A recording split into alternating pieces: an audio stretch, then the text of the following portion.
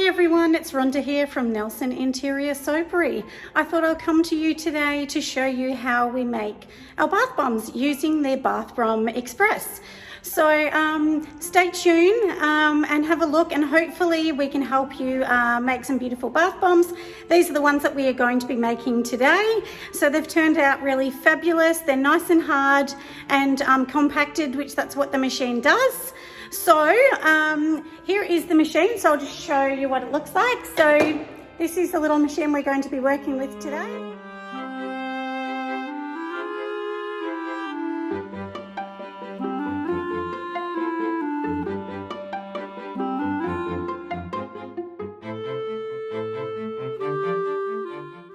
Okay, we're going to start to make some successful bath bombs today. So here you can see that I am starting off doing my colours. So the colours that I am going to use are from a company called Suds Off. I'll leave all the links below. So what I'm doing is doing a little bit less than 1 tablespoon of boiling hot water, along with 1/4 of a teaspoon of the dyes that are in here. And like I said, they are from Suds Off. So one of them is called Acid Red. The other is called a teal blend. But like I said, I will leave the links so that you know exactly the colours that I'm using. And when it says acid red, I thought acid red means red, but it doesn't. It turns out to be a hot pink colour, and I did put quite a bit in. But 1/4 of a teaspoon is more than enough to do a really big batch of like 1,500 grams. So you don't need a lot of this, so don't put too much, otherwise your bath will be absolutely crazy, and we don't want customers to complain because they go blue overnight. So yeah, so you can see that I've mixed it in really well, and from here we're just going to let it sit while we organise the rest of all of the ingredients. Prior to this, I obviously have sanitised the spoons, all of the jars, my bench, and everything else that I'm going to be using. But in the next little bit, we will show you exactly how we're sanitising everything and that it all needs to be clean.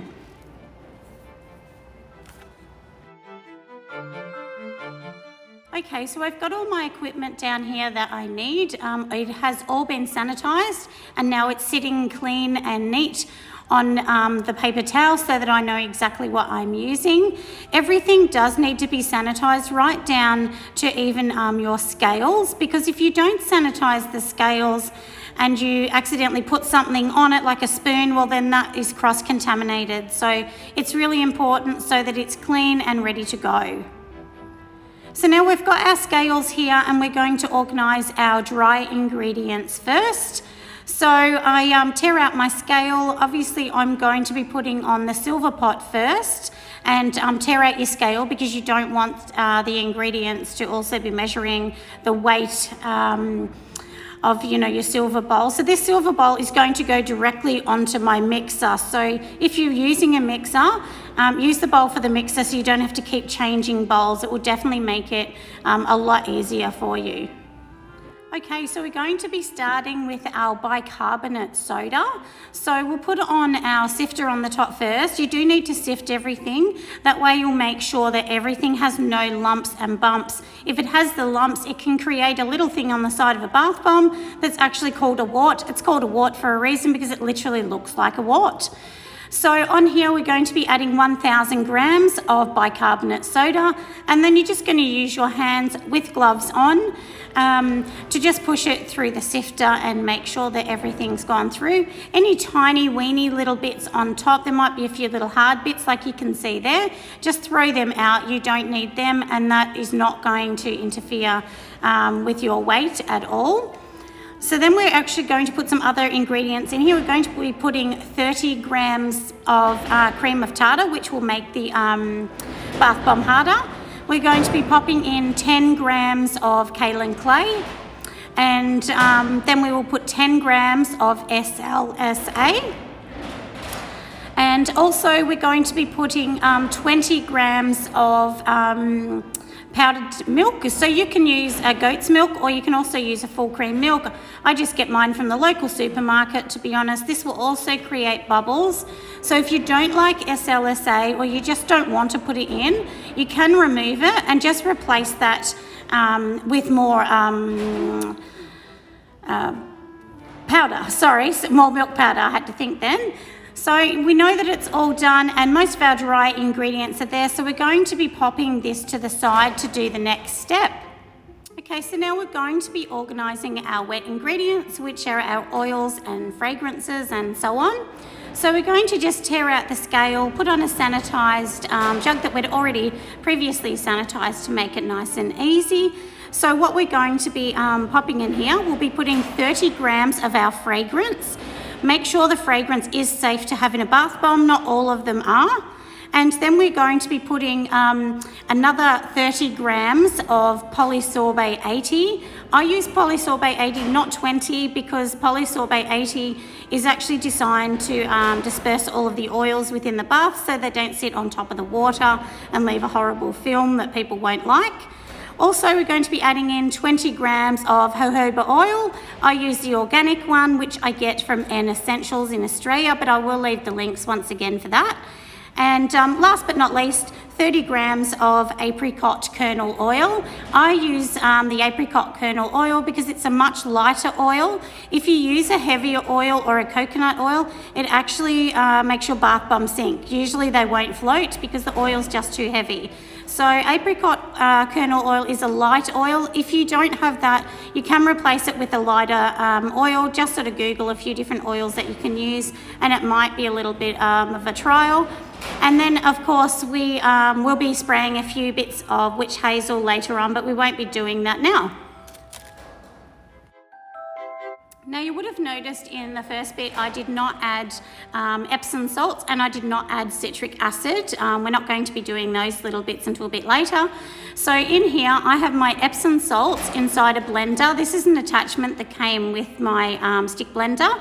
And you just pop it inside and we're going to grind it down to a powder form. That way you won't have the granules that stick on top of the bath bomb that don't make it look very nice. You don't have to do this step, but it really is a great step if you want that silky, luxurious bath bomb. And we do that to all of our bath bombs. On to the next step. So everything is in our blender. We are now going to be popping in our colour that we've already pre-mixed, remember, with the boiling water. And we can pop it straight in because we've added no citric acid. If we add the citric acid, you couldn't do this because it would just activate immediately.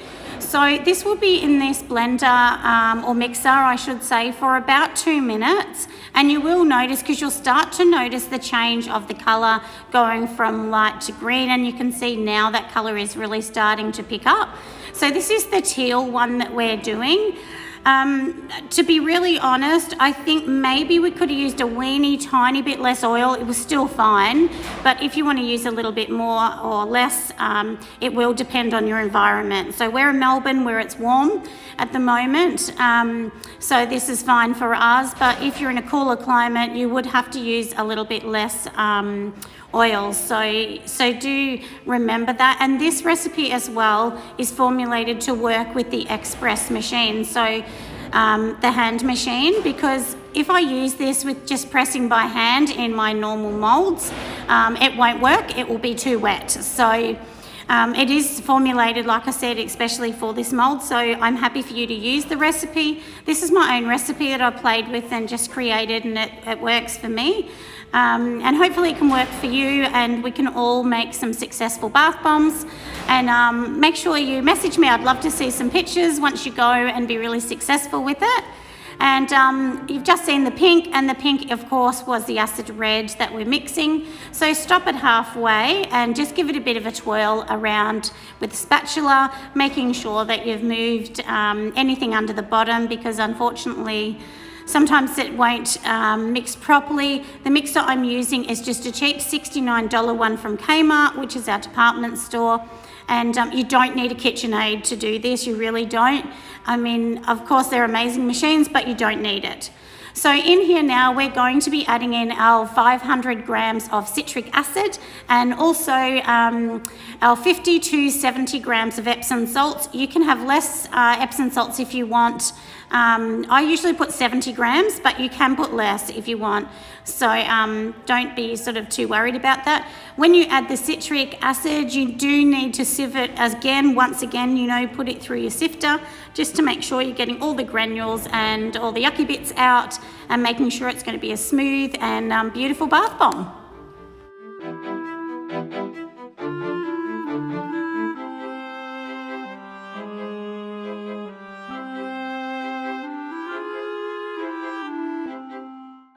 Just make sure you're leaving your mixer to mix quite a bit. Make sure it's really mixing thoroughly.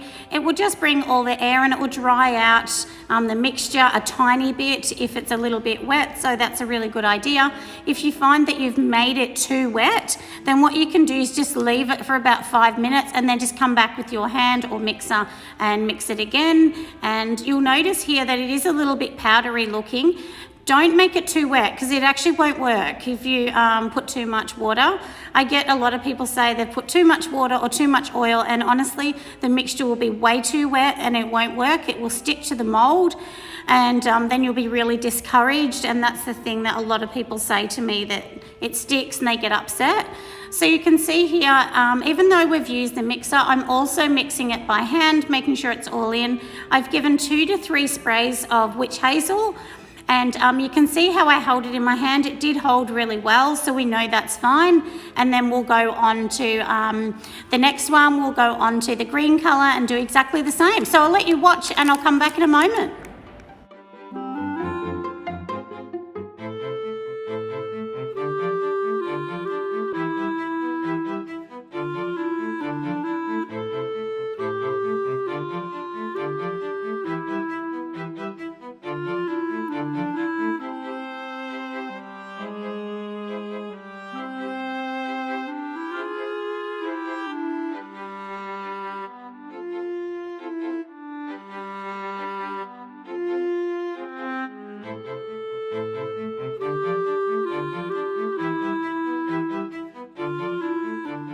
Okay, we're on to the fun bit. So you can see that I have my cylinder. I'm going to place the bottom piece in, so a few sprinkles, and then I am going to alternate the colours from green to pink, green, pink, and so on.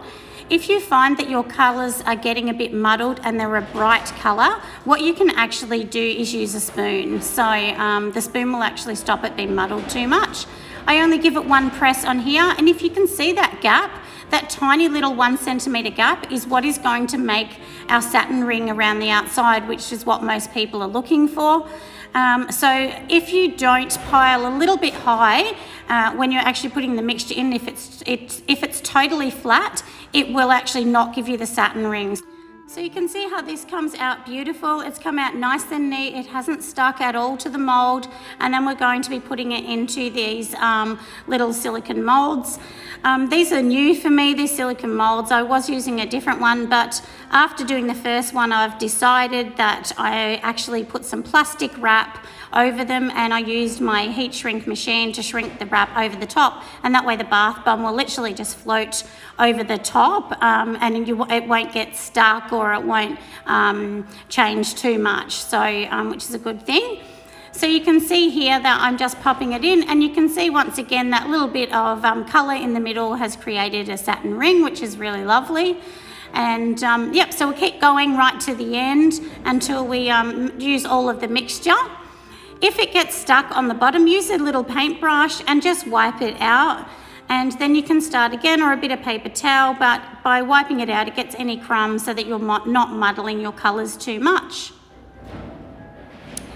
Here I'm just showing you what I talked about before, using a spoon, so you can just alternate your colours with a spoon, and that way you're actually not mixing up the colours, because if the colours get stuck on your gloves, they will muddle up, and then of course it doesn't look too beautiful. So that's another trick what you can do, and you can see that I'm lightly piling it on the top here, and that will create the satin ring. So just push the top piece down and just wipe any of the extra bits of powder away, and then just pop it through the machine. and you'll see that it will come out really nice. Just one press on the machine. You don't need to press hard either. And then get the scissors or a little knife and just tap around the edges lightly and very lightly on the top and bottom. If you bang heavy on the top or bottom, it will actually crush your satin ring and then you won't have one anymore. So that's a little bit of a tip, and you can see how it looks beautiful when you alternate the colors, and it means that every single bath bomb will be really, really pretty as well.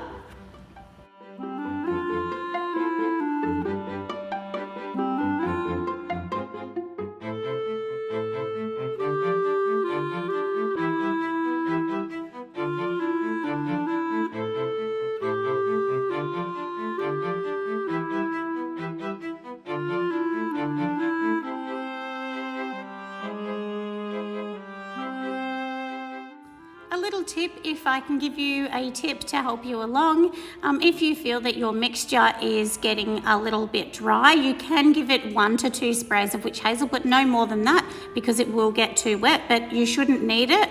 You have roughly a 30 to 40 minute window once you've mixed all your ingredients to load them into your bath bombs or into your press. Because if you don't, they start to dry out too much, and then it won't be as successful. So try and keep within that window of making a bath bomb, and then they'll come out beautiful and you'll be really happy, and you won't be cursing yourself when they're just not working, because I know it can be really disappointing when you know, your bath bomb just doesn't work and you've tried and tried and tried. But if you have any questions, please ask me. I'm more than willing to help or give you some advice. Once you get to the end of your mixture, often you have the little dregs of a little bit of pink, a little bit of green, and the little bit of mixed bits. I actually mix all of mine in together into a bowl, and then I'll just press them, you know, in the same mixer. And what I actually do is I call them confetti balls, and I do that with all of my different ones. You know, they're basically the same. They just don't look as beautiful and the colours aren't as defined, but I still sell them exactly the same, and people love them and they still buy them, so they're not discounted or anything because they're the same size that the other bath bombs will be. So yeah, so that's basically what I do with the end of the mixture, rather than you just wasting it. Or you can do half a mould and use them as samples. Most of us do give samples away, but I only give the samples that are leftover bits at the end, or things that I've decided that we don't want to sell anymore. So hopefully that's helped you to reuse some of your bath bomb materials. And at the end here, you can see how absolutely beautiful they look. They're bright, colourful, and the bath will be a luminous green and a lot of fun for anyone using it. Thanks so much.